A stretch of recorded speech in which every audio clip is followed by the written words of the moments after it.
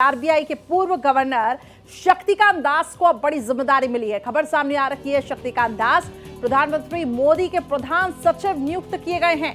शक्तिकांत दास को पीएम का प्रधान सचिव बनाया गया है। इस वक्त की बड़ी खबर आपके सामने है, आरबीआई के पूर्व गवर्नर को बड़ी जिम्मेदारी मिली है। तो आरबीआई के पूर्व गवर्नर है शक्तिकांत दास, जिन्हें प्रधानमंत्री मोदी के प्रधान सचिव के तौर पर नियुक्त किया गया है। शक्तिकांत दास को पीएम मोदी का प्रधान सचिव बनाया गया है। इस वक्त की बड़ी खबर आपके सामने। तो आरबीआई के पूर्व गवर्नर भी हैं और एक बड़ी जिम्मेदारी इनको मिली है।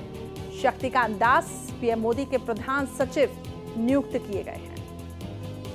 मृगांक प्रभाकर हमारे साथ अपडेट्स के लिए फोन लाइन पर जुड़ चुके हैं। मृगांक, किस तरीके से देखते हैं आप आरबीआई के पूर्व गवर्नर को ये बड़ी जिम्मेदारी मिली है? देखिए, काफी महत्वपूर्ण पदों पर काम कर चुके हैं और जब जब सरकार की नैया डावाडोल होती हुई दिखाई दिया आर्थिक मामलों के अंदर, तब तक उसे पार लगाते हुए दिखाई दिए हैं।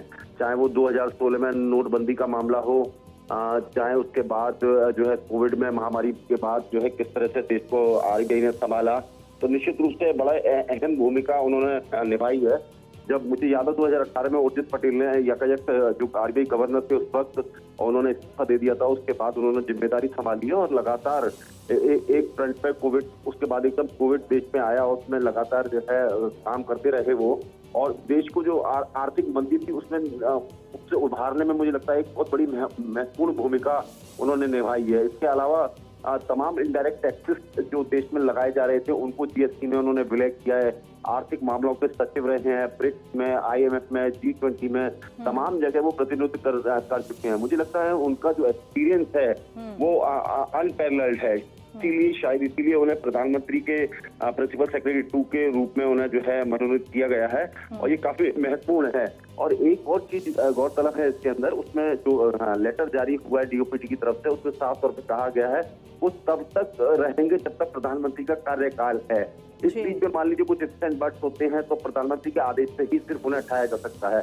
तो निश्चित रूप से बड़ी महत्वपूर्ण भूमिका में आए हैं। आरबीआई गवर्नर से रिटायर होने के बाद वो अब जो है पीएमओ के अंदर नंबर 2 होंगे। उनके ऊपर जो है डॉक्टर के मिश्रा हैं और उसके बाद ये है। तो मुझे लगता है कि उनका जो एक्सपीरियंस है विभिन्न प्लेटफॉर्म्स के ऊपर, मुझे लगता है पीएमओ में उनके आने से जो है उसको और ताकत मिलेगी।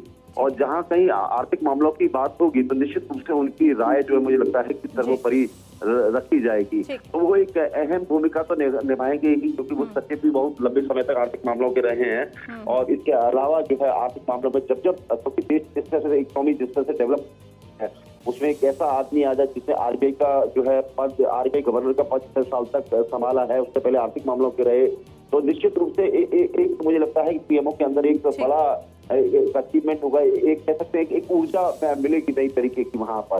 ठीक है, बहुत बहुत शुक्रिया मृगांक हमारे साथ जुड़ने के लिए।